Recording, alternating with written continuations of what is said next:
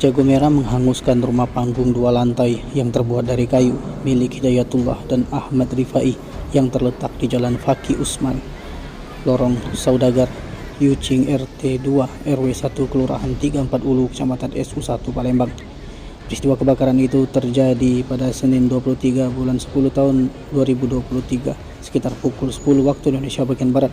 Diduga api berasal dari arus pendek listrik sehingga dengan cepat membakar rumah 2 saudara itu.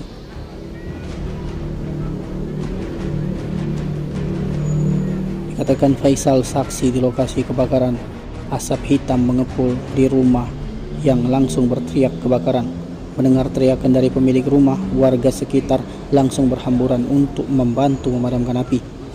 Kobaran api berhasil dipadamkan setelah 8 unit pemadam kebakaran di Pusdamkar SU1 dan Kota Palembang sebanyak 5 unit dikerahkan. Dalam peristiwa kebakaran itu juga terdapat 1 korban pemilik rumah yang mengalami luka bakar bernama Hidayatullah yang hendak menyelamatkan orang tuanya Cik Imah 70 tahun. Sementara itu Kapolsek SU1 Palembang Kompol Tatang Yulianto membenarkan adanya peristiwa kebakaran. Menurut api, dugaan berasal dari arus pendek listrik.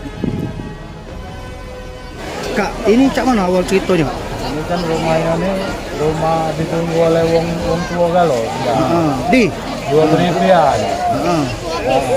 Terus? Si Ima sama Bita. Ada juga anak si Ima tadi Dayat.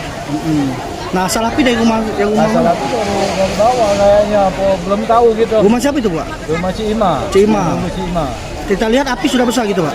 Iya, tahu-tahu sudah besar api itu. Dari atas sampai di bawah itu, Pak? Dari Api? bawah. Mungkin apa dia nih masak meninggal ke kompor belum tahu gitu. Belum tahu, Pak, ya? Pastinya. Tempat suara ledakan enggak, Pak? Terdengar? Gimana? Suara ledakan enggak? Ledakan suara. Oh, nggak ada. Nggak ada ledakan, ya? Nggak ada. Cuman ini, Pak. Cuma langsung yang berkena memang material tuh rapuh semua. Berapa rumah jadi yang kena, Pak? Satu rumah itulah. Satu rumah yang ditunggu si Ima.